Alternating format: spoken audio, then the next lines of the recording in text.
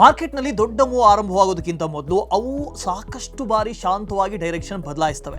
Inverse head and shoulders pattern ಅಂದರೆ down trend ಮುಗಿದು ಹೊಸ ಅಪ್ ಟ್ರೆಂಡ್ ಶುರುವಾಗಬಹುದು ಅನ್ನೋದನ್ನು ಸೂಚಿಸುವಂಥ ಅತ್ಯಂತ ಶಕ್ತಿಶಾಲಿ ಸಿಗ್ನಲ್ಗಳಲ್ಲಿ ಒಂದು.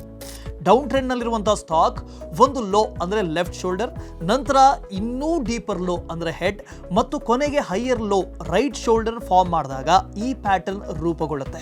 ಇದರಿಂದ ಬೈಯರ್ಸ್ ಹೆಚ್ಚು ಬೆಲೆಗೆ ಮಾರ್ಕೆಟ್ಗೆ ಸ್ಟೆಪ್ ಇನ್ ಆಗಿದ್ದಾರೆ ಅನ್ನೋದು ಸ್ಪಷ್ಟವಾಗಿ ಗೊತ್ತಾಗುತ್ತೆ.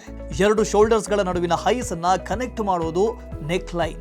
ಪ್ರೈಸ್ ಯಾವಾಗ ನೆಕ್ ಲೈನ್ ಅನ್ನ ಬ್ರೇಕ್ ಮಾಡುತ್ತೋ ಆಗ ಬೈಯರ್ಸ್ ಮಾರ್ಕೆಟ್ ನ ಕಂಟ್ರೋಲ್ ತೆಗೆದುಕೊಂಡಿದ್ದಾರೆ ಅನ್ನೋದಕ್ಕೆ ಅದು ಒಂದು ಕ್ಲಿಯರ್ ಆದ ಸಿಗ್ನಲ್ ಆಗಿರುತ್ತೆ. ಹಾಗಾದ್ರೆ ಟ್ರೇಡ್ ಸ್ಟೋರಿ ಏನು?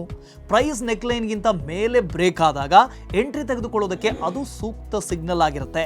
ಸ್ಟಾಪ್ ಲಾಸ್ ಸೆಕೆಂಡ್ ಶೋಲ್ಡರ್ ಗಿಂತ ಕೆಳಗೆ ಸ್ಟಾಪ್ ಲಾಸ್ ಇಡಬೇಕು. ರಿಸ್ಕ್ ಟು ರಿವಾರ್ಡ್ 1:2 ಅಥವಾ 1:3 ಇಟ್ಕೊಳ್ಳೋದು ಮುಖ್ಯ.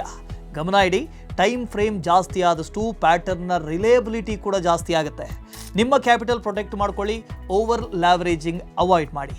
ಮತ್ತು ನೆನಪಿಡಿ, ನಿಮ್ಮ ಸಕ್ಸಸ್ ಅನ್ನ ನಿಮ್ಮ risk to reward ratio define ಮಾಡುತ್ತೆ, ನಿಮ್ಮ ವಿನ್ ರೇಟ್ ಅಲ್ಲ. ಈ ವಿಡಿಯೋ ಇಷ್ಟ ಆದರೆ ಲೈಕ್ ಮಾಡಿ, ಹಾಗೆ ಗ್ರೋ ಕನ್ನಡವನ್ನು ಫಾಲೋ ಮಾಡೋದನ್ನು ಮರಿಬೇಡಿ.